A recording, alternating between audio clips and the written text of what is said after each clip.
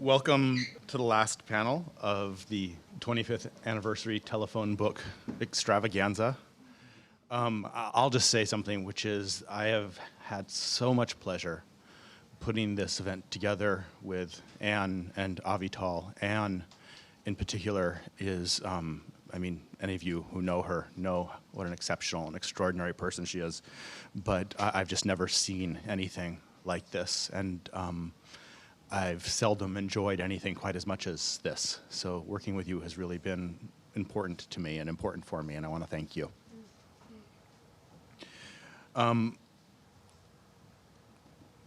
Three speakers.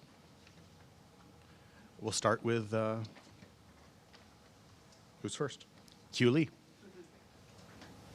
Avital call, or call me Avital. Before the act or the word was the telephone. We can hear this coup de téléphone. There are several modalities or tonalities of the telephony, yes, but one of them amounts to simply registering that we are there, present, listening, on the one end of the line, ready to answer, but without answering anything else for the moment, then the readiness to answer. Hello, yes, I'm listening. I hear you are there, ready to talk at the moment. I'm ready to talk with you. In the beginning was the telephone, yes, at the beginning of the phone call. Jacques Derrida, Ulysses' Gramophone. Your mission, should you choose to accept it, is to learn how to read with your eyes. No, sorry, with your ears. Got it.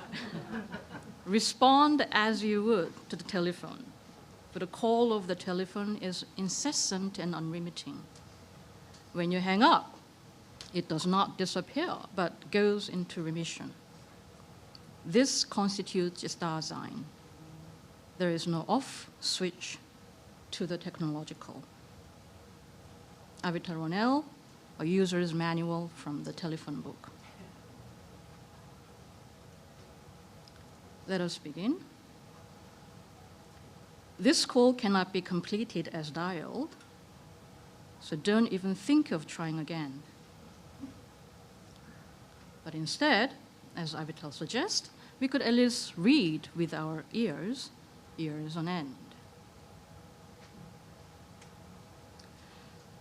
A tale of Da in 3 acts, or 3 stories, histories, theories there. Act 1, Dasein, here. Adam and his doubles. They heard the sound of the Lord God walking in the garden in the cool of the day, and the man, his wife, hid themselves from the presence of the Lord God among the trees of the garden.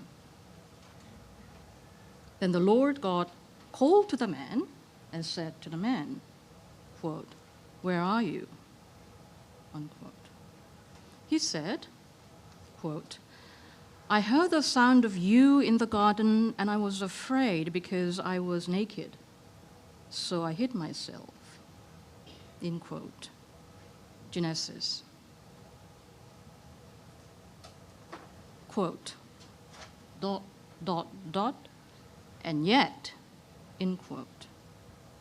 Here is an opening, another opening up. The telephone book says, reminds us, right there at the beginning, before the beginning, let me quote again, quote, ... and yet you are saying yes, almost automatically, suddenly, sometimes irreversibly, end quote. This is the very beginning, the opening line of the telephone book. So why exactly did Adam respond in the first place? Avital observed this thing about Martin, Heidegger.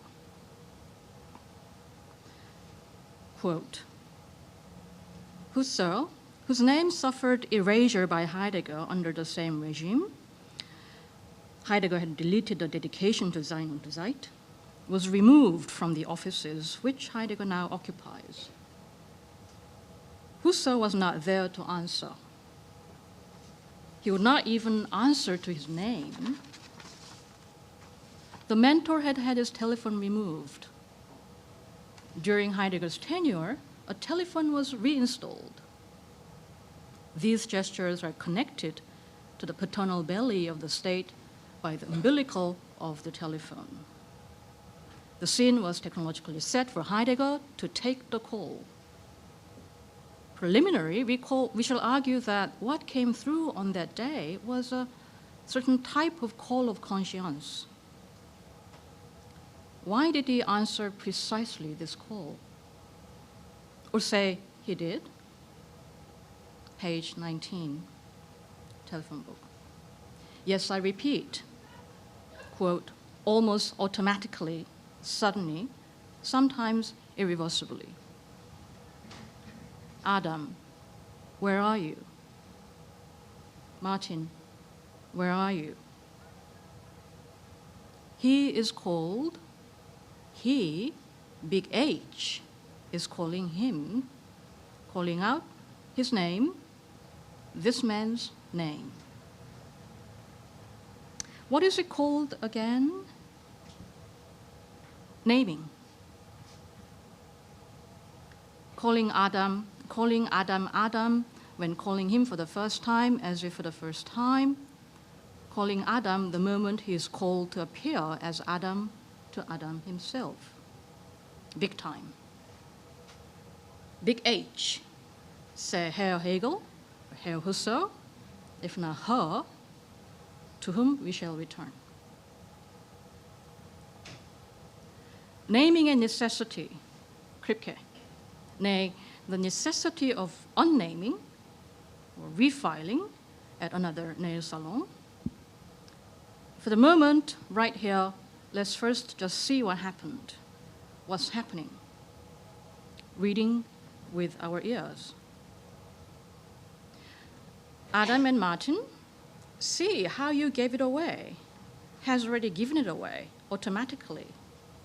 Quote, to the extent that you have become what you are, namely in part an automatic answering machine, end quote, page 5.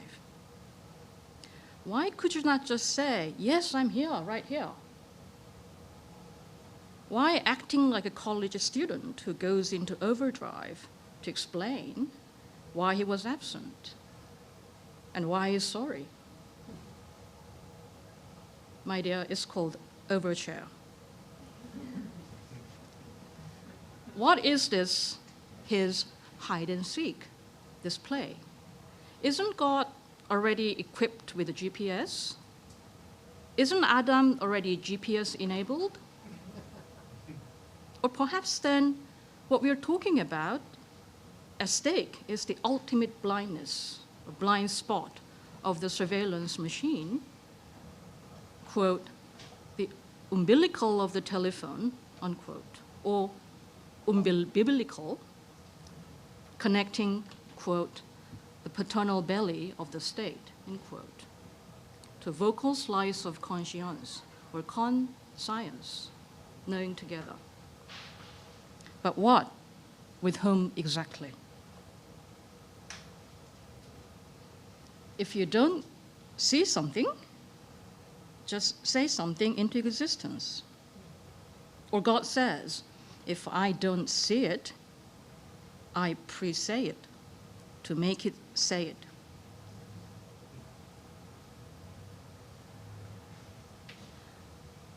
Seeing transformed into saying, transistor radio, switchboard, Avital calling, calling Avital, yes, Avital speaking. A vital call is being recorded and relayed. For Heidegger, for instance, quote, answered a call but never answered to it, end quote, page 5. Heidegger as a sort of post-Adamic figure is a dweller indeed, in some hidden deed. And are you still there? Emmanuel Levinas.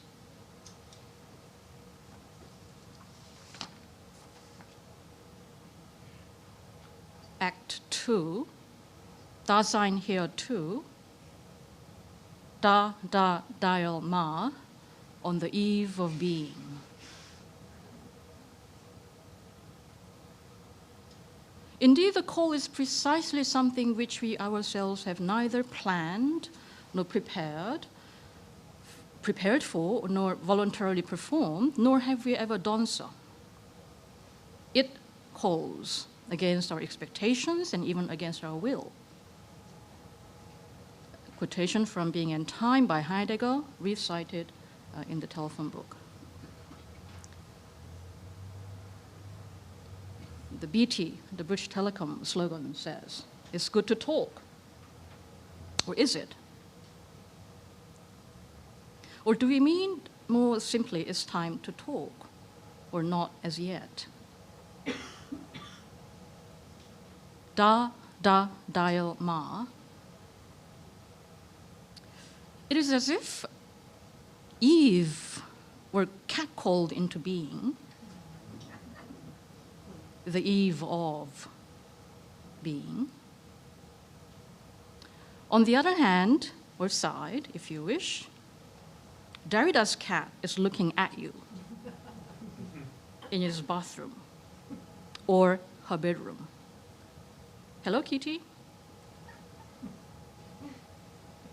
And you are, she is, or he is, catcalled into being. The ontology of, comma, or ontology. Avital, switchboard operator, transistor radio, transistor writing to and for her brother, too. Translaser sister, who keeps beaming notes. Translate resistor, channeling, listening for something else, someone else sitting there.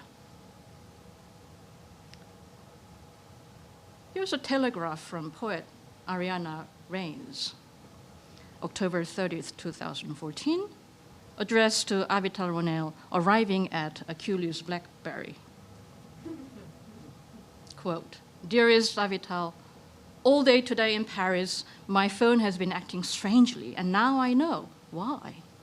Now that I know why, the ruckus in my bowels is soothed. The phone and I are away from New York, where the telephone book, which wrote us, is to be recollected. No wonder nobody could reach me," unquote. Stay in touch, in silence. A line from poet Laura Mullen in response to the book of the day, relayed by Kyoo. Another line, "Are we there yet?" A question, a line from poet Vanessa Place regarding the book of the day, relayed by Kyoo.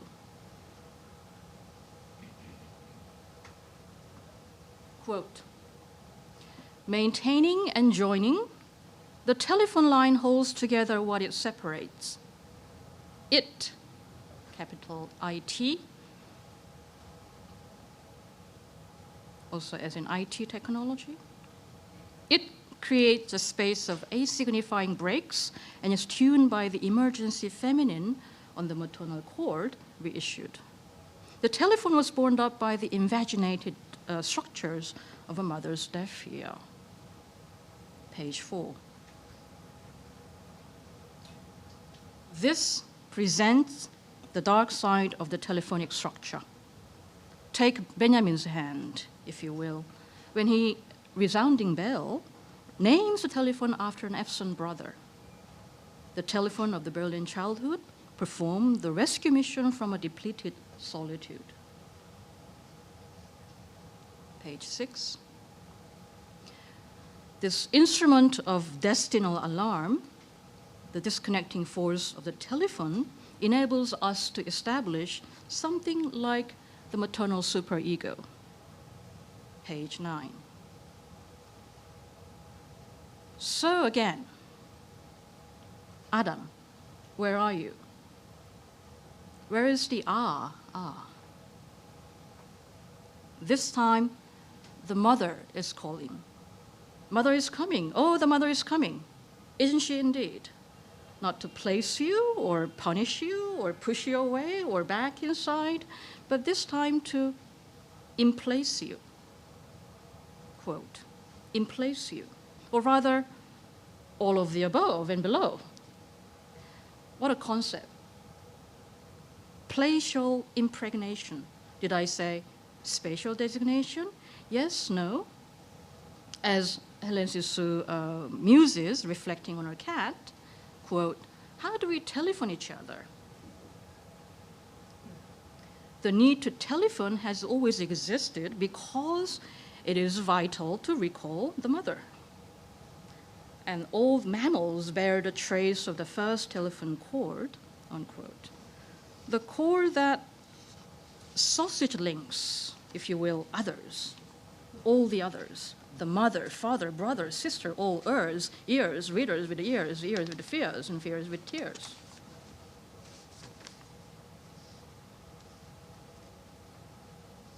Act 3. Dasein here and there. Adam and Rosa, the Dadaist. Avital calls it, quote, trans-alive coding, end quote, page number 4. It's a trans-temporal telecommunity that keeps it going. Another quotation from the telephone book, page 4. America operates according to the logic of interruption and emergency calling, end quote. America runs on two things, Duncan and Technokin. America is a network of kinships under deconstruction. It is what it is, what it transmits. Just thinking aloud, if allowed. I'm hearing a call for action, including active inaction. Rosa Parks on December the 1st, 1955, Montgomery, Alabama, has become and will have remained an avant-garde figure, as Adam Pendleton observes, who seeks to find a way to talk about the past while talking about the future and vice versa through this multimedia archive called Black Dada. Here is Rosa, a Black Dadaist, a performance artist, a technician of, say, temporal emplacing. Turn to her. Turn to what's happening over there, right here, and out there. Rosa, then the secretary of the local NAACP, secretary, is on the bus and is asked by the conductor. Question, quote, why don't you stand up? End quote. Or answer, quote, I don't think I should have to stand up. End quote. Should prefer not to, a la Battleby. Which call is she responding to, and in what idiom, when she would prefer not to stand up? The scene, quote, if we could transpose it here to this room, and out there and over here, quote, reports the difference Lacan maintains, colon, men have the phallus, hence the anxiety of dispossession, while women are the phallus, dot, dot, dot. The fire inside under control will not spread to an infinite outsider. The woman has been appointed guardian of its captivity two subdued entities sitting, watching over one another, end quote. 93. Sitting, squatting, in the midst of dwelling. This sitter, that squatter. I'm summoning Simon Long, the artist theorist who writes about this squatting, is among the dwellers, Heideggerian or not. They heard the sound of the telephone book ringing in their ears with some delicate, fiery intensity. And they all came out to hear it again. Yes, da-da, yes, yes, in the Romanian language. So, Avital, where are you? Avital, here you are. Thank you.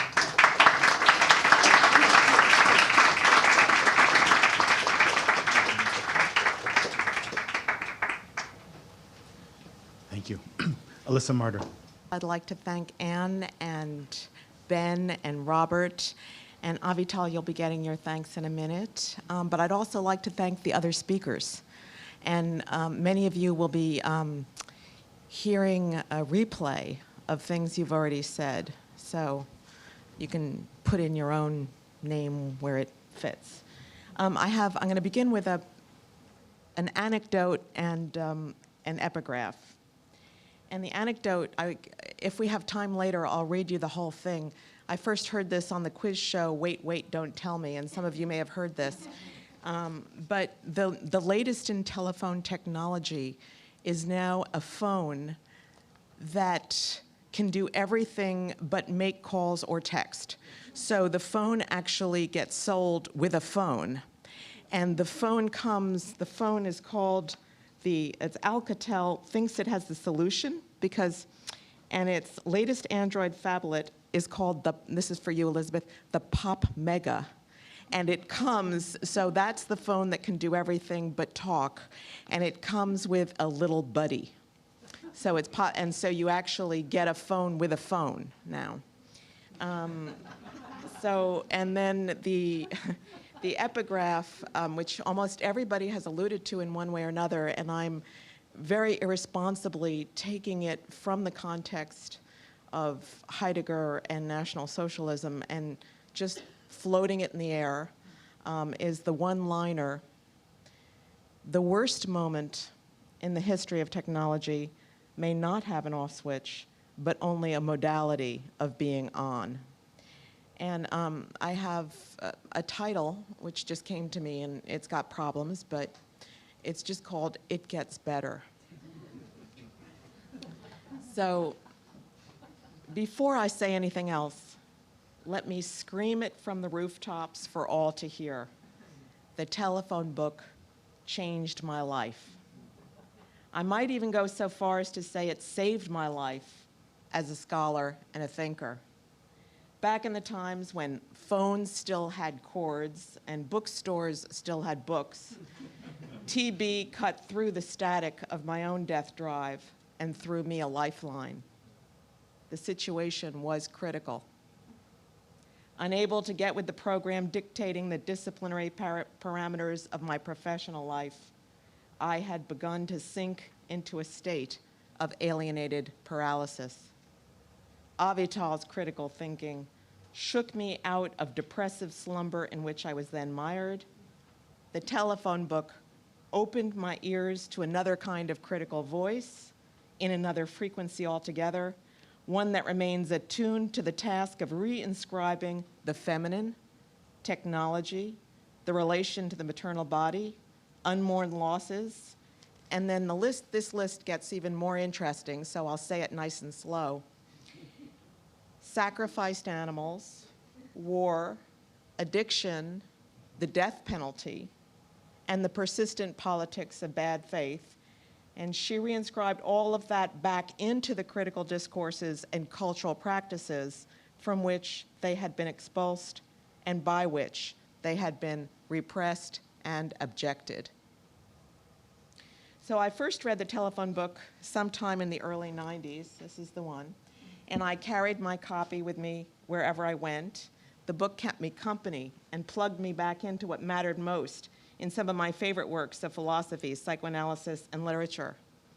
I laughed out loud, read long passages aloud to friends, assigned it to my classes, and quoted the book to anyone who, I thought, needed to be exposed to its subversive tonalities. The telephone book's electrifying switchboard recharged my thinking and gave me a way to imagine that I might be able to write and speak in another mode. So I am proud to affirm here that my book, The Mother in the Age of Mechanical Reproduction, would have been unthinkable, impossible, without the telephone book. Avital's book provided me not only with a fundamental piece of its conceptual armature, the very idea of the maternal function was, after all, initially wired through her elaboration of the prosthetic maternal, but also gave me the courage to write it. So it's an honor and a pleasure to be able to thank her again here, publicly, for her inspiring book.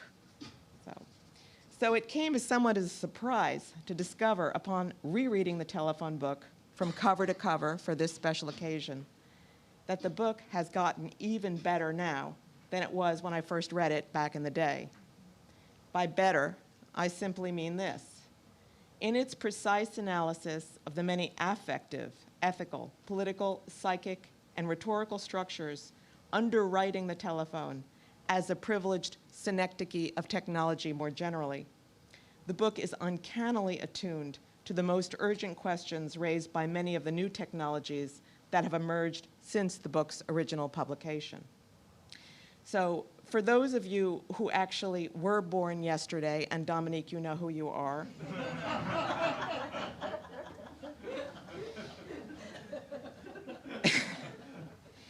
it is worth recalling that the telephone book was published before cordless phones became commonplace, long before mobile phones, AKA cell phones, became a socially acceptable prosthetic body part to be exposed and fondled regardless of one's immediate situation in time and place.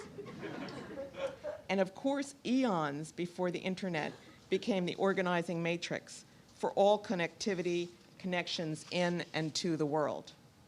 Hence, prior to the age of Facebook, Twitter, Snapchat, texting, sexting, selfies, Siri, location services, etc., the telephone book was already online, alerting us to the necessity of thinking about how our many ready-to-hand prosthetic instruments are designed to prop up the illusion that the world is an infinitely expanding extension of a home in which we are never left home alone. In the opening pages of the book, AR writes, or maybe she doesn't, maybe she just operates, but you know, I've said writes. So. When does the telephone become what it is? And the way that question resonates throughout the book enables us to approach the question of what the telephone has become since she first tuned in to its frequencies. It is simply stunning to see how prescient and how pertinent the telephone book has turned out to be. AR's book not only describes, but also analyzes, avant la lettre, the conceptual contours and affective force of an entirely new set of symptomatologies associated with the relations people establish with their so-called personal devices. Reading the telephone book again today is a particularly uncanny experience, as version 2014 operates something like a self-translation of the earlier 1989 text. The text updates itself automatically, as it were, and even in those surprisingly rare instances where we are confronted with a change in empirical conditions, AR's analysis of the structure of telephonic effects is never outdated. Thus, for example, if we recall that back in 1989, AR reported that, quote, the telephone presents itself nowadays as a relatively unpretentious thing. It barely belongs to the realm of high-tech desires, unquote. The book's rigorous derivation of the bizarre psycho-ontological status of the telephone proleptically explains how and why the telephone has morphed into a fetishistic, phantasmatic, and quasi-obscene bodily extension that is exhibited ubiquitously and shamelessly, and I'm actually interested in that shamelessness, on every street corner. So before going any further, let me preempt a potential misunderstanding of what follows. It's important to keep in mind, see the pacifier? That's what happens. I have to let go. It's important to keep in mind that the telephone book does not advocate a position against technology in any straightforward way. Instead, AR troubles the lines that would claim to separate that which belongs to the sphere of technology from that which is apparently opposed to it. By showing how technology develops in intimate conversation with the body, through the body, and always incorporates bodies, living and dead, human and animal. She was doing this before animal studies, way before that stuff, way before ooze and all that. Living and dead, human and animal, into its operating systems. She displaces the very contact zones through which politics, the body, language, and technology are normally put into communication with one another. So it is precisely because the body is always already implicated within the technological that new technologies are inevitably designed to mimic enhanced bodily functions. And according to the same logic, it is because those new technologies never quite succeed in letting go of their relation to the very bodily limitations that they were designed to overcome, that technology constitutively sets itself up as a privileged nexus for symptom formations. This is why, as AR asserts throughout the telephone book, all technology bears within it an idealized, repressed, unmourned relation to a primal but irrecoverable experience of the way bodies first encounter the other, or in other words, the mother. In looking at the telephone after the telephone book, it is therefore not surprising to discover that mobile phones remobilize primitive anxiety disorders and give them a new form, even if the phone itself is not the source of those anxiety disorders. So the telephone book's inaugural question, when does the telephone become what it is, sensitizes us to the following paradoxical formulation. The telephone develops into the dominant and defining technology of its day, that would be today, at the very moment when telephones cease to function primarily as telephones.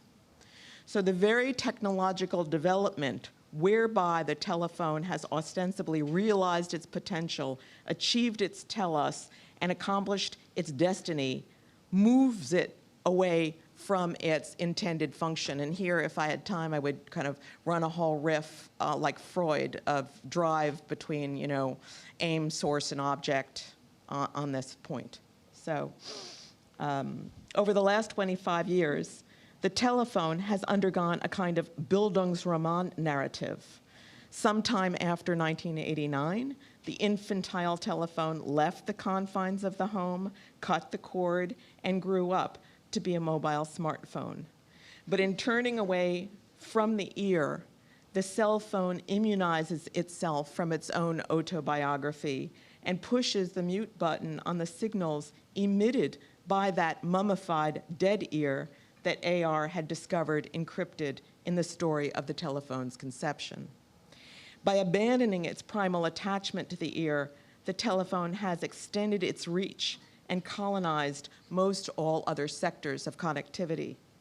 Having lost the capacity of remaining dumb, smartphones must be powered down to be shut up. They don't turn off easily. They are always chattering online, sending and receiving constant signals that locate and track the user at all times.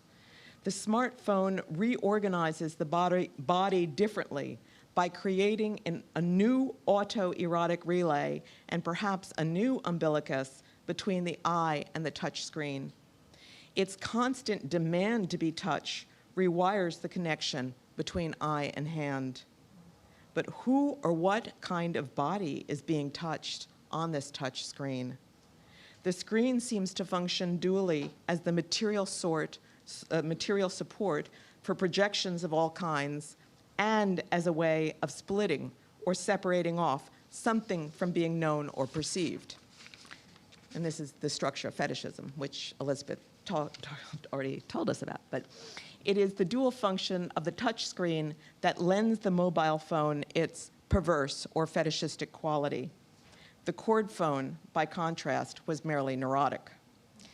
More than anything else, the obsessive and addictive touching and looking at the screen, at the touch screen, reveal it to be a singularly weird thing, a prosthetic externalized genitalia of unidentifiable sex, gender, or species. As anyone who has spent any time with a telephone book can attest, and I have to stay here, like, I just got to pause and say, how weird is this? I mean, how weird is this that all people are fondling these things everywhere you go? And that, and there'll be something about the display of people's touching of their phones in public, and then something I'll talk about at the end, which is its inverse.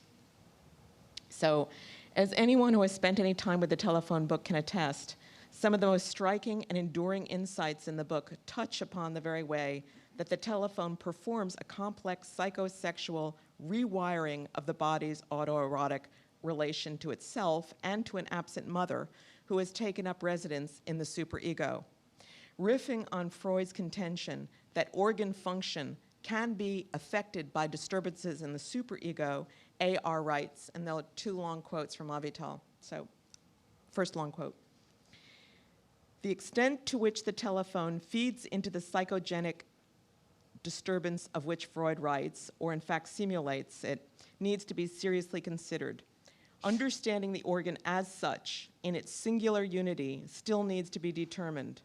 But the kind of organ which the telephone duplicates, replaces, or protects may itself be subject to multiple displacements. Psychoanalysis has argued convincingly for the symbolic exchangeability of anus and ear, for instance.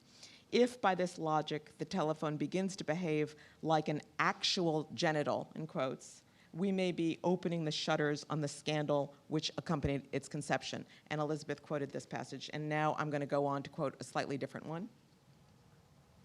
The telephone's sexuality has not been explored. The consequences are considerable. Let us, for the sake of clarity, condense the telephone into a single supplementary organ, the mouth-ear. Supposing this organ were to exceed its intentional function, this, like Hegel's penis, can be double, involving waste product and inseminate force, chatter and high thought. If the telephone deviated from its ostensibly proper and intended usage, began to mime an actual genital, then, according to Freud's reading, it has to be subject to the rule of the superego. Of course, the telephone may be the conceptual result of improper organ usage. The telephone would be the surplus and the deficit accruing to an unconscious mismanagement of a bodily organ, unquote. So keeping these remarks in mind, I'd like to begin to conclude by asking what kind of improper organ use the cell phone engages. And I will really hardly be able to scratch the surface of how the touchscreen behaves like a genital and scrambles connections between autoeroticism, fetishism, and the kind of subjection to the superego that AR has indicated above. Nor will I be able to explore the lurid effects of the prosopopeia involved in Facebook's attempts to give the telephone a face. It suffices to observe that, despite appearances, the mobile phone, also known as a cell phone, is still connected to an umbilical cord of sorts, and that the connection is all the more intractable for being invisible. Transformed into PDAs, personal digital assistants, the cell phone has become a medium of PDA, public display of auto-affection, and although it is certainly not news to observe that for the cell phone user, the laws or conventions of the public sphere do not apply, and that other beings simply do not exist in their space, The precise modalities of the form of magical thinking conjured up by the cell phone still calls out for further investigation.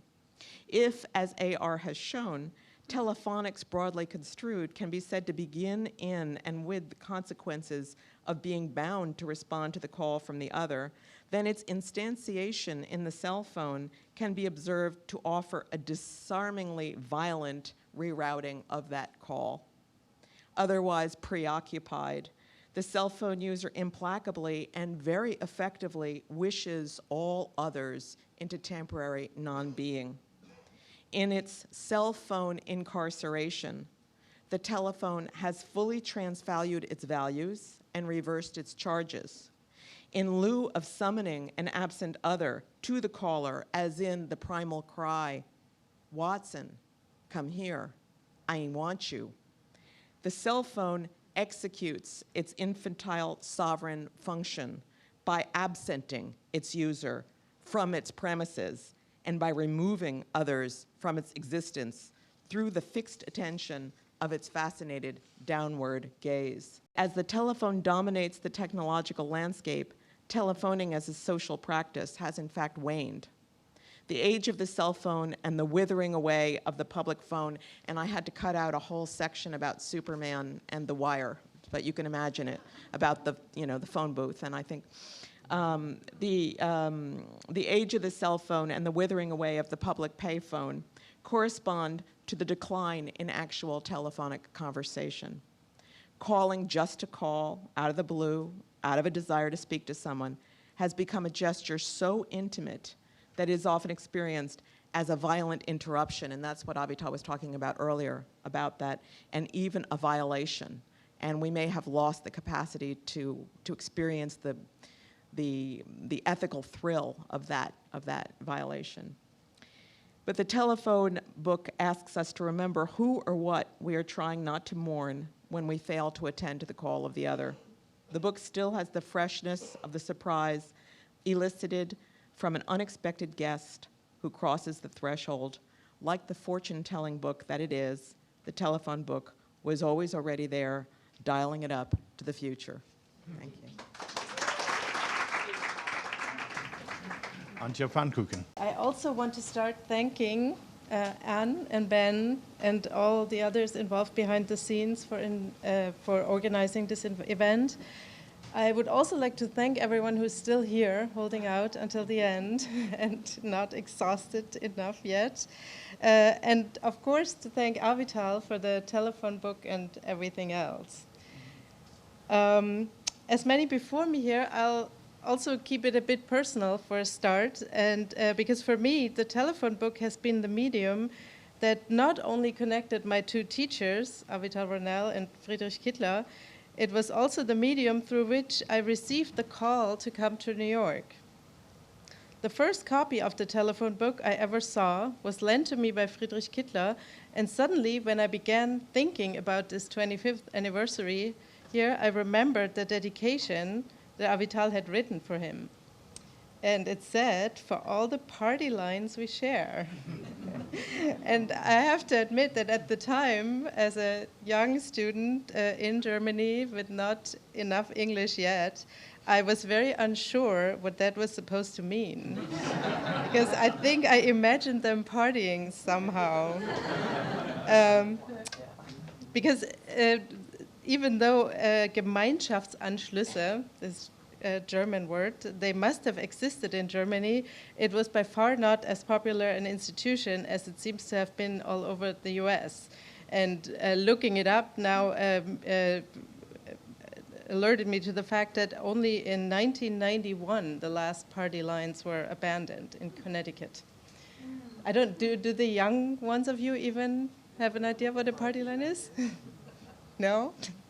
I mean, it basically meant that many parties, many people were connected on the same telephone, and so if it rang, they all heard, and then they had to figure out who should take the call, as a short version. But you can look it up online also. That first time, I mostly carried the telephone book around like a treasure, admiring the fabulous design, trying to read a little bit here and there, but not quite getting much, as my English was really still too clumsy, and I was unable to follow the elegance and outrage of Avital's writing. But I definitely got hooked, or perhaps unhooked, since we're speaking on the telephone.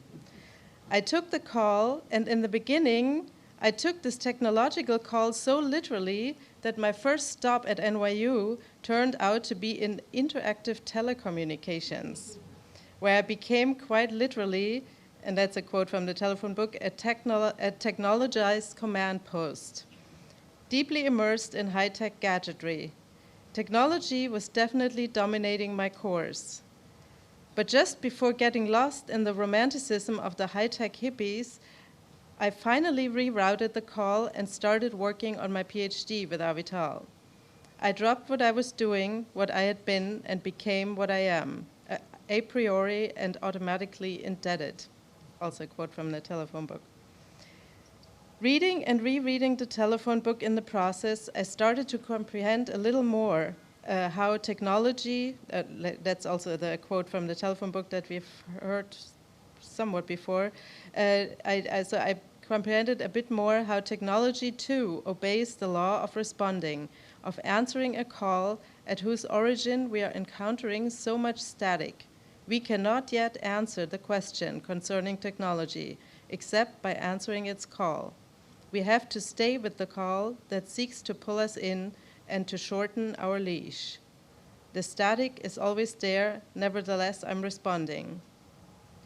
Through the telephone, its even more ungraspable core, electricity, called out for me. Electricity, whose intimate relationship to magnetism, repulsion and attraction, was first admitted in Romanticism. They had been separated for a long time before, but without their pairing as electromagnetism that Romanticism made possible, not only the telegraph and telephone, but many other technologies would not have been thinkable. What do we even know about electricity? Alexander Graham Bell, our hero of the telephone, apparently didn't know much. As Avital Ronell reports from one of his biographers, quoting from the telephone book here, Bell knew next to nothing about electricity. He was a specialist in speech. If Bell had known anything about electricity, he would have never invented the telephone, mainly because at the time when he started working on it, any good electrician could have told him that he was attempting the impossible. Electricity was, and often still is, a mysterious thing. Despite its ubiquity today, non-scientists still have similar problems imagining electricity as people had in Bell's time or even earlier. We have gotten used to the presence of electricity and its effects, but could anyone here really describe what happens in an electric wire? Casually, we could say electricity flows through the wire.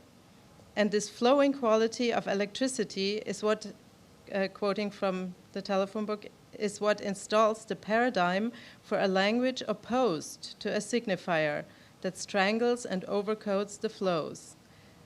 The electric flow serves to illustrate a flow that is indeterminate as such. But electricity did not always flow. If we look at the moment in which it began its flow, in other words, when it became a continuous current, we will see that this development coincided with what some might describe as the flowing indetermination of Romanticism. And this is not a coincidence. Flowing electricity is in itself indeterminate, but simultaneously installs the paradigm for a new language which is in its first romantic instance a written language, because it subverts and undermines the limits of audibility. Before 1800, electricity was static. Charges had to be built up and discharges occurred as rapturous events. To produce a charge, two suitable materials had to be rubbed against each other, which was mechanized into more elaborate devices such as friction machines. Maybe I'll show you one of these. Avital Ronell mentions in the telephone book how Alexander Graham Bell's assistant, Thomas Watson, used the remnants of the fur of a beloved pet cat as an exciter for a frictional electric machine. The accumulated electricity would at times be stored in a Leyden jar, that's like 4 of them, and could eventually be discharged for research, educational, or entertainment purposes. It was not until the second half of the 18th century that serious scientists paid much attention to this largely uncontrollable force. The most famous of the promoters was, of course, Benjamin Franklin, whose recommendation for the use of electricity as meat tenderizer is brought to our attention in the telephone book. During most of Franklin's life, experimenting with electricity meant quite laboriously charging a suitable storage device, unless one was lucky enough to catch some from a passing thunderstorm with Franklin's kite, and then discharging it in one big spark, which was sometimes briefly visible, sometimes conducted into people or chains of people to feel it. It became very popular as a scientific entertainment, which led to the complaint that many students attending lectures in experimental physics only wished to see physics, not to learn anything about it. Learning about electricity was a much more difficult endeavor. The sparks, entertaining as they were, disappeared just as quickly as they appeared. How could they be studied in more depth?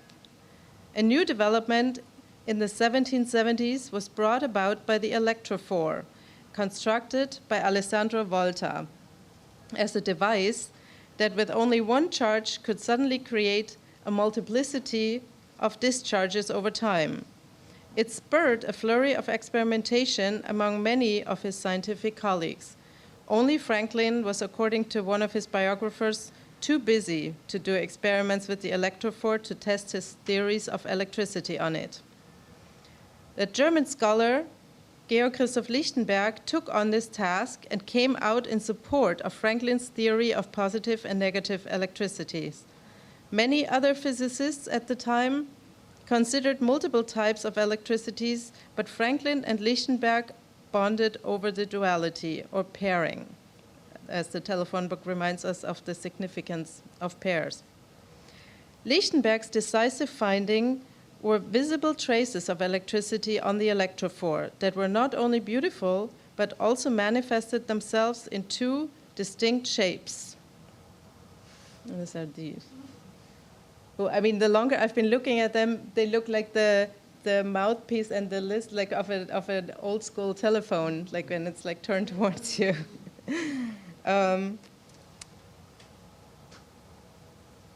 So what Lichtenberg wrote was, figures created by positive electricity differ from those produced by negative current, like a sun from a moon.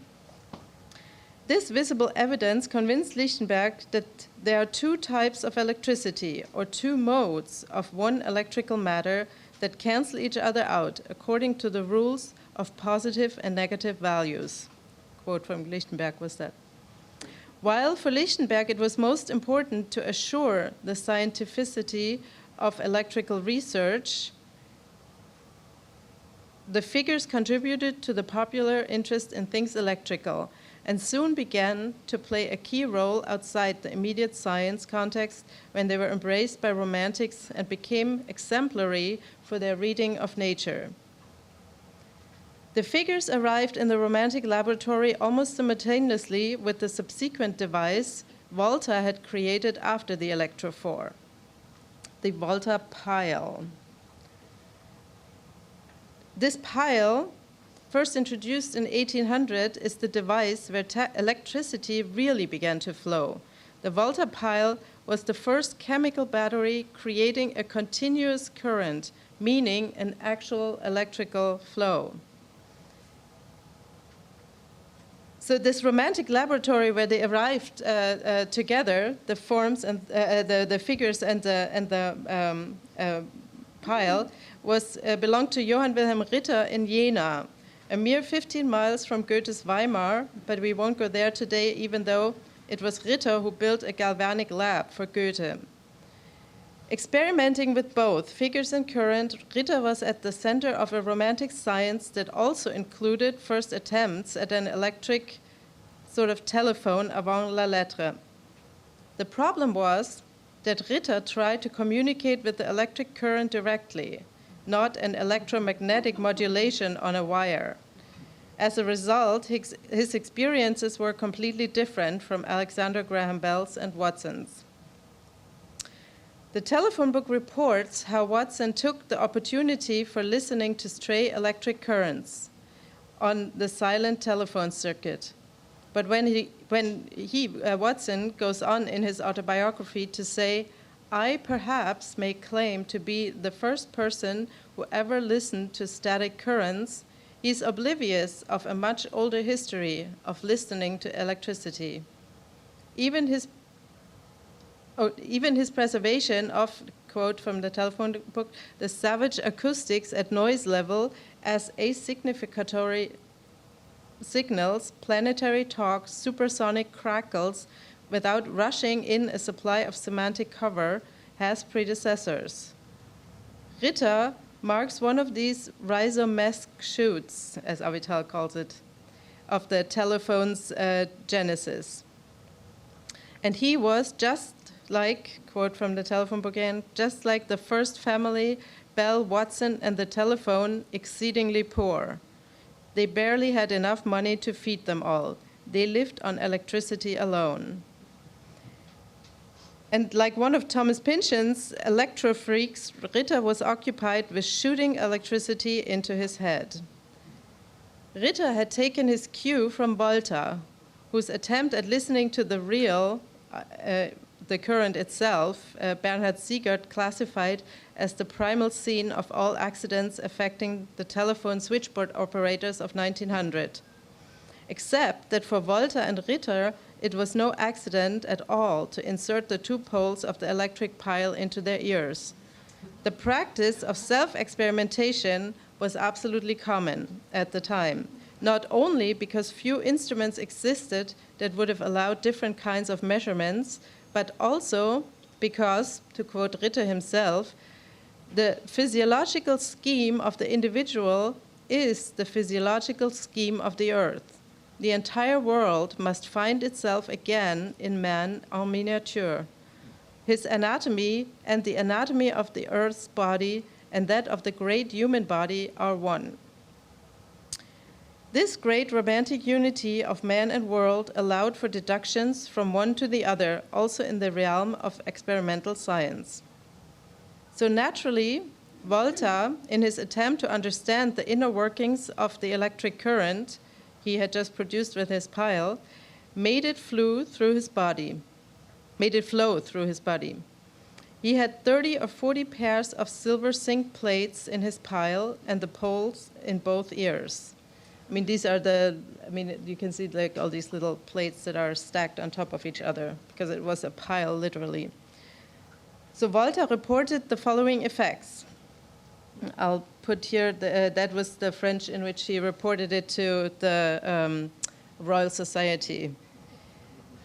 "At the moment the circuit was closed, I received a jolt in the head, and a few moments later, the communications were continuing without any interruption, I began to feel a sound, or rather a noise in the ears, which I cannot define. It was a kind of crackling or sizzling, as if a tough, doughy matter started to boil. This noise continued unabated and without an increase the whole time the circuit was closed." Despite the experimental success, Volta concluded, "The unpleasant sensation and the fear of endangering the brain with this crackling have prevented me from repeating the experiment several times." Volta had enough at that point. No more sticking the needles in his vein, or for the matter, brain. His rational, enlightened mind put an easy stop to unhealthy experimentation. For the romantic Ritter, on the other hand, it was just the beginning. At a time when the scientific standard of objectivism, this, as Avital Ronell called it elsewhere, life-depleting and aura-sapping attitude, had not yet been established, the path to scientific knowledge always took a very personal route. Ritter first detected the power of a voltaic pile with his own hands and described it in physiological terms. This battery gave shocks reaching beyond the length of the two touching fingers, often even up to the wrist. But where Volta judged the current produced by 40 pairs of metal plates as unhealthy, Ritter's starting point were piles of 60 paired plates. And Ritter also detected something new in the continuous current. This new current wasn't just about sparks and external jolts anymore, quite on the contrary. Coming from Volta's pile, this shock seems to be much more, and this is a quote from Ritter now directly, this shock seems to be much more penetrating and inward than the known electrical shocks of the same strength. So the new flowing electricity was a true romantic force and produced Innerlichkeit, inwardness. Avital Ronell's tracing of the lineage of inwardness exemplified in telephonic listening took her to romanticism as well. Quoting from the telephone book, having heard out Heidegger, we also understand that listening, oppose Watson attributes to Bell, is not a mere modulation of withholding passivity. It belongs rather to a long lineage of inwardness touched off, perhaps, by Rousseau's self-gathering energetics of stillness, which he names farniente, the nothing that is doing.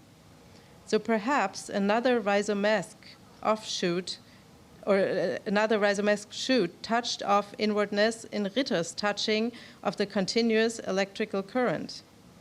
Ritter's romanticism had no time for farniente. He was in the lab day and night. When trying to internalize this current through the ear, Ritter's experiment turned into a near electrocution. With electrodes attached to a stronger source than Volta's and inserted in both of his ears, the closing of the circuit at first numbed his head. Oh, here is the German report that Ritter gave. I haven't translated it directly. I'm paraphrasing it in English. So the circuit at first numbed his head so entirely he couldn't hear any sound at all. Next, he felt his head to be severely constricted from all sides, that only stopped when he disconnected the circuit, which, due to the horrible pains in the ears, couldn't be delayed very much. In contrast to Volta, this unpleasant experience didn't stop Ritter's toxic drive, quoting Avital. He never knew how to hang up, as if one could get off the drug, quoting Avital. His experiments turned more and more intense and are likely to have contributed to his early death at the age of 33. He was the model for Frankenstein, as the telephone book describes him. Quote, telephone book, Frankenstein can be said to be a reading of electricity as the trauma zone of origin. Ritter lived in this trauma zone. Because he couldn't access this traumatic electricity directly, his dream of origin became to find an original script or alphabet in the electric figures. Nature's writing in its most immediate form. With his friend Novalis, a poetic fragmented narrative of the electrical encounter developed that was taken up by later romantics who mostly focused on the oral dimension, at times merging the electrical with the oral. Electricity and sound, both ephemeral at the time, were conjoined into the romantic notion of hearing out nature that suddenly spoke to the intent listener. We find it in E.T.A. Hoffmann's Kreisler in a way that Watson revives when he describes his experience of morning glory speaking to him, as reported in the telephone book. Avital Ronell hesitates to call this the first telephonic conversation. Quote, he understood, but he never tried to translate into meaning. He understands, but not necessarily within a semantic dimension. In that sense, the first telephonic conversation might really have been conducted by the Romantics, with their ear connected to nature, trying to extract as much meaning as they possibly could. The semantic dimension brings in the desire, as Avital Ronell's reading of Graham Bell's first phone call to Watson showed. You've heard that here. By all evidence, I want you suggests that there's desire, that desire is on the line. The romantic roots of this desire are actuated in each encounter with the telephone. Everyone on the telephone is trying to hear something that can't be heard, that is obfuscated by sizzling, crackling, etc. Today more than ever before, we are always on call, and more often than not, utterly disappointed with how the call comes through. But we are still romantics in that our only way to approach the essence of the technology that surrounds us and to stay with its question is by reading it. And that's why we'll never stop reading the telephone book. Thank you.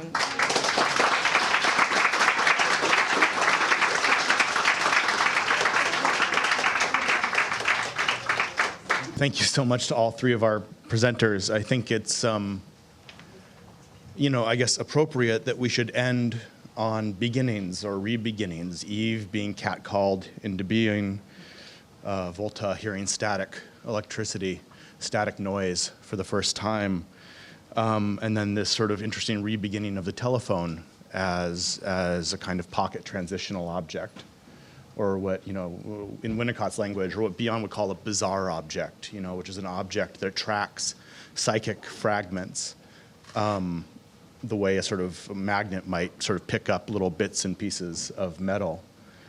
I was thinking about my own experience and also listening to patients talk about the phone that they carry around with them, and how the condition, the sort of psychic condition of possibility for that has got to be caller ID.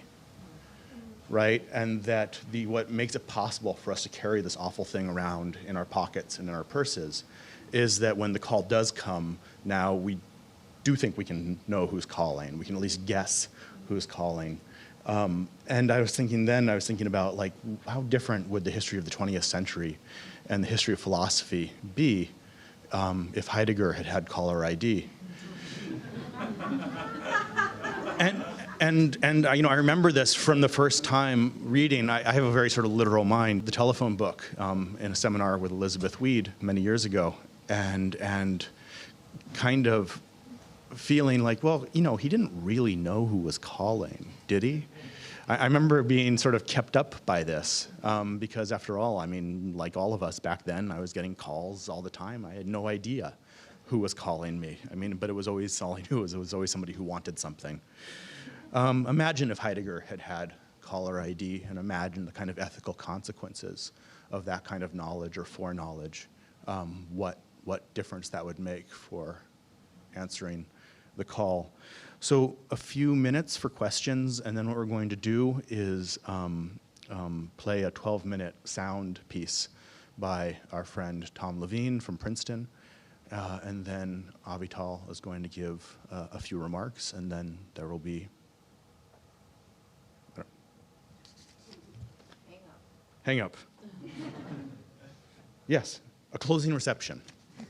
A closing reception. So, audience, do your job. Hi, thank you so much for 3 very inspiring, great papers. And Elissa, thank you for that historical explication. I really needed that. I had no idea. You spoke about auto-affection, and there was this beautiful moment where you said, isn't that weird that, all these people are fondling their phones wherever they go? And a couple of minutes before that, you spoke about the early 90s and the way you did exactly that with the telephone book. And you're still doing it, like you're fondling it right now. You cannot hold on to that. And Mariano said something similar yesterday. Apart from his manic translating everything that Avital ever wrote, you also said you went from cafe to cafe in Argentina, and it was your little gadget. So I was wondering if you, and I'm not an exception, like my first copy fell apart due to over-fondling. So I wonder if you what? Nothing. I wonder if you see a connection there. Yeah, for sure. One of the things, really, what I wanted to say was pretty simple, which is that I was very serious about the idea that this book auto-updates. So, and that there's something crazy about the way that it it is not outdated. So the book itself as a fetish object, and we've talked about the beauty of the book. So we didn't, and this is before Steve Jobs was doing his thing. So there's something even about the way that the book understood its objectness that already prefigured the iPhone or, you know, whatever your drug of choice is in that area. But let's face it, the iPhone is more fondable than anything else. I mean, or, you know, maybe one could do a kind of diagnostics of symptomatologies depending on whether you're an Android person, a BlackBerry, like the business community is all BlackBerries, you know, because they, so I think that that's true, but I do think there's a difference. So there's similarity in the sense that something in this book foresaw the phones to be fondled to come. But the other thing was that, no, but the other thing about it was that, and it's kind of important, was that it's a book. And with a book, there's always a different caller on every page. And that was partly what was so moving to me rereading it, is that any moment of reading any book worth reading, it's never the same book. Because a book doesn't have caller ID, getting to what a book worth reading, in that it's always polyphonous and there's another voice that comes back. And one of the things that, I mean, the reason I began with the anecdote that I began with about the two phones is it seems to me caller ID was the first moment, and one could think of a kind of Walter Benjamin analysis of what the structure of the ego is designed to do, is to ward off stimulus rather than to collect stimulus. So the recent history of the telephone has just been decreasing of stimuli. So you get a telephone that actually, the new one, can no longer make or receive calls. And yet that is at the very moment, which was my point, that the telephone is of all technology, it's kind of the thing that you don't leave home without. So the answer is yes and no, both and. The telephone is never the same as itself. It's always an oracle. There's always another other there. But it's, you know, it's a phone. What do you want? I was thinking just when she was speaking and you were asking that also, I mean, the old phone, you were only connected at one time with one person. Whereas in these new phones, it's like at least the illusion that you're connected with, I don't know, 100 persons, 500 persons at the same time through Facebook, WhatsApp, phone call, whatever. The same thing that happens with this book, which is a conference call with Heidegger, Derrida, and everybody. So there's a similarity there as well, and it's anticipating that, the telephone book. Ben, you said something that I wanted to respond to, and that was about caller ID, Heidegger having caller ID. Regardless if he did or didn't have caller ID, he was in the party till 45. So like consenting to being in the party for whatever amount of time, I think is I think we would all agree is inexcusable. That's my first thought. And my second thought is there is something absolutely terrifying about like the telephone. Like when you get a telephone call in the middle of the night, you don't know if it's like, oh shit, did someone in my family die? Why am I getting a phone call at this time? Elias Canetti in his book, The Other Trial, where he's reading the letters between Felice and Kafka, points out an interesting scene in Kafka's life where he ripped the telephone out of the wall because he couldn't deal with the possibility of Felice calling him at any moment. Mm-hmm. So he wrote her a letter and said, God, please, can we have a truce from the terror? I won't call you if you just don't call me. Yeah. So it's really an instrument of terror in many ways also. I was just wondering if you could maybe respond to that. Or at least anxiety. I don't know about terror. Producing extreme anxiety. And you know, and that's, I think, you know, it gets to the prescience of Avital's book. You know, there was a moment. I remember my father is a pediatrician, and I remember him being on call. Since we're doing the personal, you know, I remember him being on call on the weekends, which was my time with him, and you know, and the beeper would go off, right? And there we were in San Diego, and there'd be this sort of mad drive around for a payphone, so that he could call into the hospital and figure out like what new baby had just been born that he had to go attend to. And I just remember this very well. And then he was one of the first early adopters of those really big cell phones, right? And what kind of freedom and slavery came with that, and how amazing it is that, in fact, 25 years later, we're all on call. Like, the nature of being is being on call. And that with all the responsiveness that goes with that. I mean, when I decided to become a professor, like, no one ever warned me, because I don't think anyone ever anticipated that being a professor now meant answering emails at 2 a.m. That this sort of that our Dasein now is entirely determined by the rhythms of technologies that call upon us in often very needy ways. Other questions? Or if not needy ways, very wanty ways. It's seldom they need anything, but always they want something.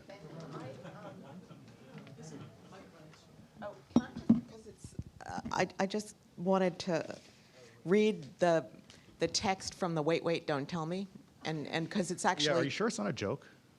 No, it wasn't a joke. I actually looked it up, because the part of the quiz was you had to, how they do stump the person, and 3 different people had to say which technology was real and which were kind of imagined. And one of them was a robot that would feed you stuff so that you could be on your phone and not have to get your hands dirty. That was the fake one. But the phone with the phone is the real one. But this was how, this is from Paula Poundstone, who wrote the thing, and it's kind of genius and sort of has interesting things. So I just want to read this one paragraph. This is Paula Poundstone. Everyone knows if you have a smartphone, you've got the world by the tail. You've got email on your phone, you can surf the web on your phone, you can check your stocks, play music, watch videos, light your way, sharpen your memory, map your destination on your phone. You can impress people with your phone, wake yourself up with your phone. The only thing you can't do with your phone, conveniently with a 6-inch honker pop megaphone, is make a call or text. So it comes with a phone. It comes with a small phone called a little buddy. So it's a phone that comes with a phone. So when the pop megaphone rings, people answer and say, let me call you back on my phone. It could come with a scribe and a horse. So when it rings, you dictate a note and send your little buddy off on his trusty steed. And it's like a toaster oven that can cook casserole, work as a kiln or tanning booth, but it can't make toast. I'm sorry, it can't make toast. It's a college, and this is what I wanted to read in this context. It's a college that has its own theater, company, symphony, sports team, and hospital, but you can take your courses online. It's Harvard's little buddy. It's a wife that comes with a hooker.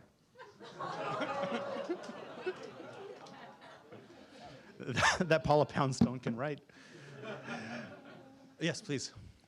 Yes, I had a question about shamelessness, following up on what Elissa said, and just putting together a few of the ideas. I'm trying to see how they could go together, this idea of improper organ use and genitals without sexuality, and yet that being done in public with a kind of shamelessness. So I'm wondering if you have further thoughts about how all those things could go together. And I guess my one starting point would be to think there's now some kind of law. I don't know if it would be a paternal or maternal law that somehow unspoken allows us this freedom, or becomes almost a law that we are free, or even are supposed to always be in touch with these objects and are given license to do so. I think it's very clearly, like all addiction, masturbatory. And I think what's interesting is that because it conceals the wiring, and one of the things I really like about Avital's book, and this would be my response to some of the other speakers before, is that, I guess this would be my response to you, Elizabeth, on some level, and my response to what Emma said on the first day, is I think Avital is not telling a psychoanalytic, I mean, she's showing how the technology scrambles certain psychoanalytic narratives so that we don't get a phallus as it was, or we don't get an Oedipal story as it was, and that the relation between the body and the technological object, where you can't draw the line to know which is on what side, means that if you have an externalized genital, you you can act like, and you actually, it's unconsciously, so I'm saying it's some kind of genital. I'm saying there's a wire between that thing and whatever would be erotic gratification, genital, however construed. And the shamelessness is that the fetishistic structure means that you cannot know it's a body part. So what maintains the shamelessness is is the lack of perception of its structure, but it's just astonishing to me that, you know, on the subway down, if you just see how adults, and I count myself among them, can't be 5 minutes without this thing. Isn't it more not caring? No, I don't think. I think it's not. I think the not caring. I think if you said to them, "You're diddling yourself in public," then then the shame thing would kick in. I think it's because they took our cigarettes away. Well, no, there is a relationship, because there is a relationship to the fact that they took our cigarettes away. That's true, and so I would count that in. I think the not knowing and not caring is complicatedly involved, or if you will. So let's say I would agree with you, not caring. Then that becomes interesting. Yeah. Like, so we agree. We're practice fetishists. Yes, but of what? I don't think it's the same fetishism as classic Freudian one. I think there's been a displacement. Yeah, but I guess it gets better. Yeah. In terms of the phenomenology, I may be the only one in the whole room. You are. Probably I haven't. Hasn't been the first time. Who never thought of the shamelessness of mobile phones, I'm surprised you never spoke of handies, actually. Handies, yes. In terms of, you know, the presumed eroticism in fondling the thing, I think that phenomenologically speaking, and I don't know what other people experience, the shamelessness is that although we have mobile telephones, we all seem to speak on these damn things as if we are in a phone booth that is alone. Right. So what is absolutely shameless, and I think this has been observed by Ferraris in this book, Tu es où? The one phrase, you know, where are you? You know, that's the one phrase that we all are terrorized with. Or you read What is an Apparatus by Giorgio Agamben and other texts. The shamelessness and the sheer terror of these machines is that they change the public sphere with an exhibition of privacy and of self-absorption that is difficult to deal with. You know, everyone who has been to a quiet car knows that you have to get up at least 4 times to remind people what the concept is. So I'm actually.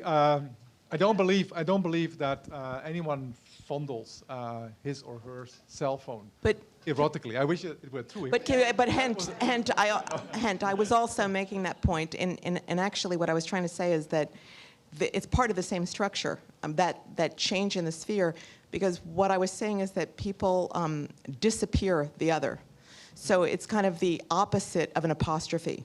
And actually, I was thinking of religious spaces, of thinking about prayer and a call to the other or to the God or to the one doesn't know, which could be wired into the telephone. And when I said that the contemporary phone had reversed its charges and had a transvaluation of values, what I was trying to get at is that shamelessness, to me, is linked to the other one.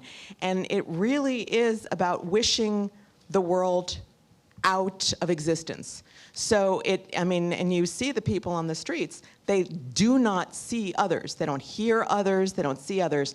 And so when you think about the extraordinary apostrophe, religious or otherwise, that would be in the original telephone, its inverse is extraordinary, right? So that the world is undone. And that's part of the structure of shamelessness, would be. Okay. May I make just a follow-up question, the historical one, because I think it's important, and I don't think it has been mentioned or discussed. But I was intrigued by Elissa's claim that now that cell phones are, so omnipresent and so damn good also, we have somehow lost the desire to actually, be on the phone with someone.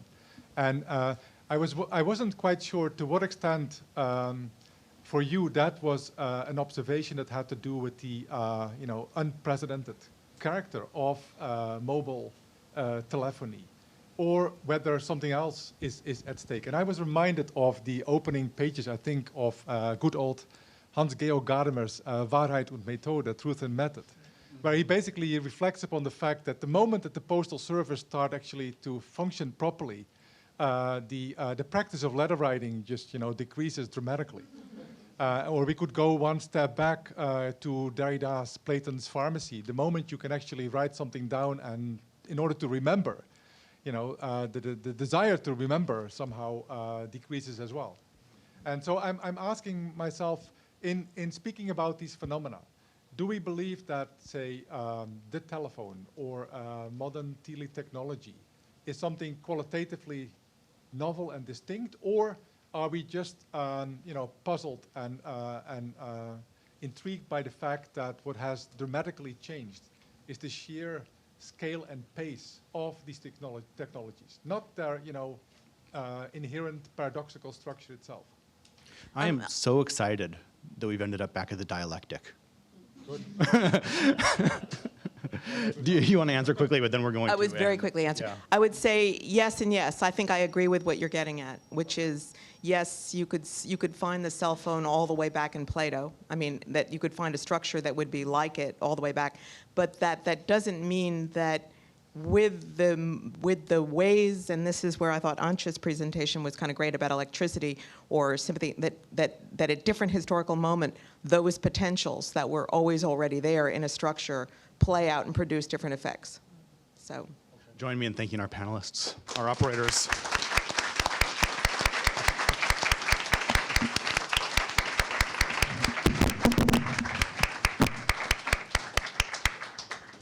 So, all the way from Rio, a call from Tom Levine of Princeton University, a sound piece based on his archive, some of you may be aware of it, of voicemail through the 20th century. And this is actually voicemail in the kind of most literal sense. These were records that people made of themselves speaking or singing or whatever, and then sent to each other. It recurs. You see it at Godard films and Terrence. Yeah, anyway. So it's a 12-minute long piece. Hello, Miss Young in Cincinnati, Ohio. This is a Gem Blade reporter speaking from the Hollywood USO in Hollywood, California, August 6, 1944. Through the courtesy of Gem Blades and Razors, here is Bob. Hello, Mary. Well, it's like a telephone conversation, isn't it? Only this time I do all the talking, don't I? Well, Norby's down this afternoon. Came down last night.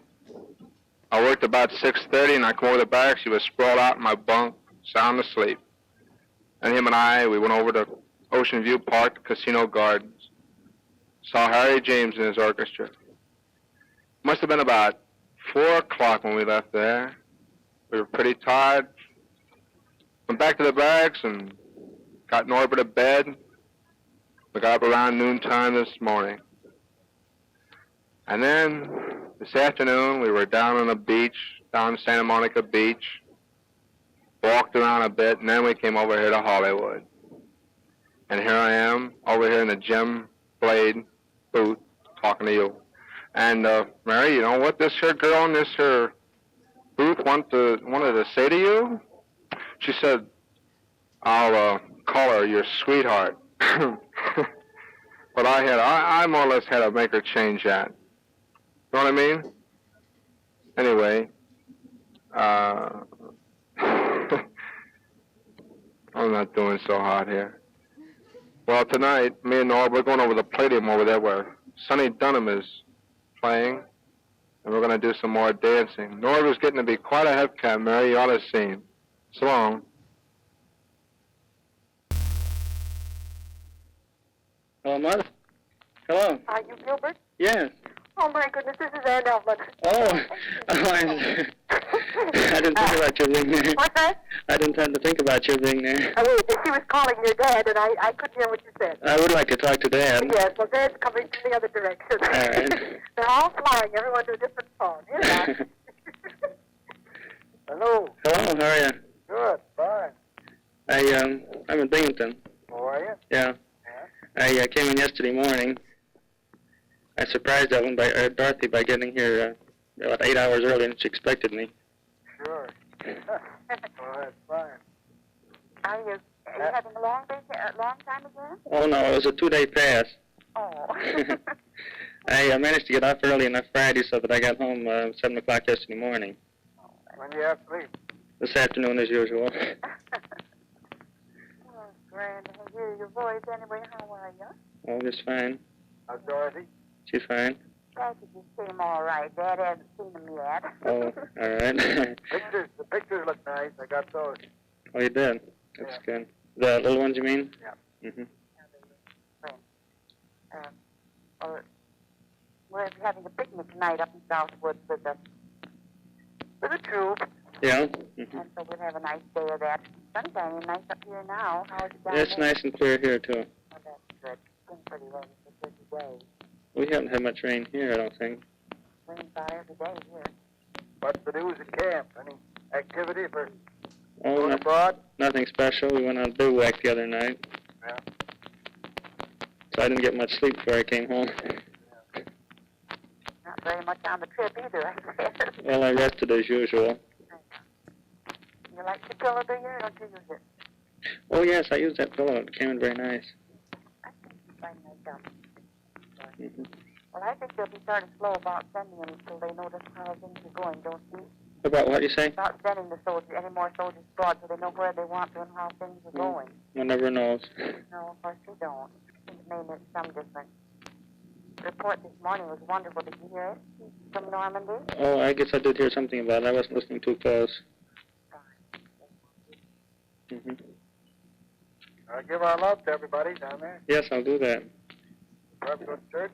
Yeah, we're planning to go to church. Is Dr. Brown able to be around now? Yes, he's giving a special sermon today on his 30 years of ministry. So today's anniversary is 30 years, I guess, that he's been preaching. I had quite an item in the paper about it. Well, that's quite a long time, isn't it? Yeah. Well, I thought you'd like to hear from me. I'm glad to hear you too, of course. Yes. And Dorothy sends her love. Glad to hear you. Yeah, well, I'll be glad to hear from you, buddy. Well, I'll write about it there when you get back. Yeah, all right. All right. Bye. Bye. Operator, give me Gramsci 5. Off Ray 76. Oh, Flurry? Yeah, Ray. What's the matter? What are you... Oh, listen, babe. What do you do? Have to stay down at the canteen tonight? Listen, babe. How about a date? Oh, heck. Look, what am I going to do? Hang around a place alone? Listen, babe, what the hell's a big idea? Me hanging around and you're down at the canteen? Look, baby, what do you mean? That ain't fair. Doesn't work. Oh, come on, babe. Look, I can't stick home alone. I want to go and see a show with you. What do you mean? You can't? You got to be at the canteen? Oh, damn the canteen. Come on, babe. What's the matter? Oh, come on, babe. All right. Okay. So long. See ya. What? No? We'll make it tomorrow night? Maybe.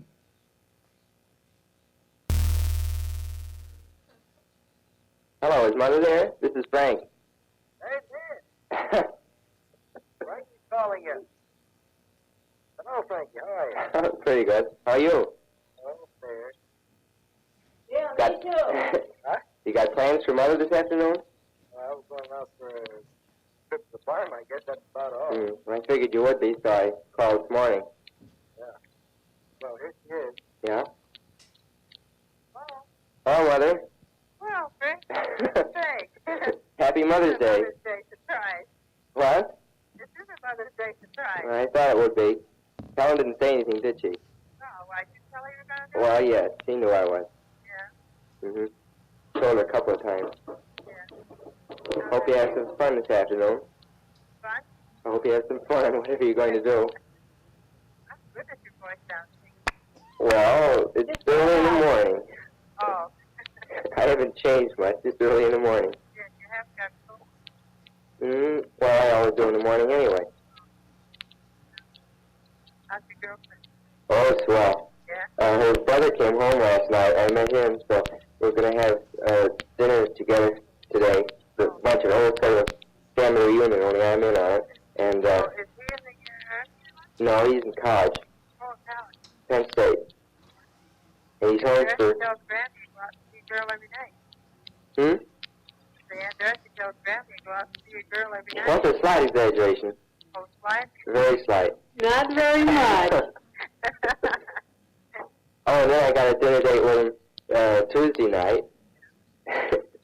And there's also supposed to be a dinner down at Fowler's Tuesday night. I'm not going to work it, but I guess I will. I'll skip Fowler's. It's been done before. Nice, got a nice girl around. Oh, she's swell. You should know her. Yeah, well, I like it. Oh, yes, we went on a Maybe picnic we'll on come Sunday. and see her if they don't stop us.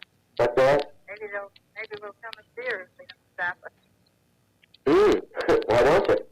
I wish you would. I wish you'd come up for Mother's Day, but you can't work it now. Not for Mother's Day, no, but maybe for our anniversary. Oh, that'd be swell. Yeah, I wonder about that. Did you get gas? Oh, no, not gas. I have to go on a bus. Oh, well, you have to have a special pass even then. Huh? You have to have a special pass even then. Well, not yet. Oh, Gilbert tells us our time is short. Yeah, I imagine so. You timing it? Well, that's a good idea. I'll write you a letter sometime and tell you some more stuff. Well, I hope to hear from you. I have had Well. a very slight tide lately. I don't get around to writing either. Okay. Well, goodbye now. Bye. Thanks for calling. Okay.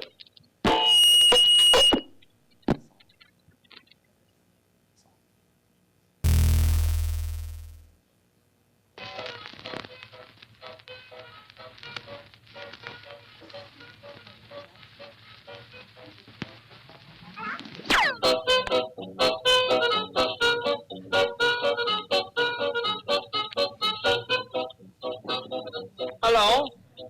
Hello? Hello, operator? Will you please do me a favor? I'm going to try to call my girl, but every time I fail. Well, when I put the money in, each time you begin, another way to put it out. Please tell them what's about, huh? Yeah? Uh-huh. No. No. No, no, no. Yeah, I had it in before. You don't have to get the saw. Well, just do the best you can. When I put it in again, so I put the nickel in to call my Catherine. The telephone no ring, no ring, no ring, no ring. And the operator talk. She put the nickel back. I put it in once more.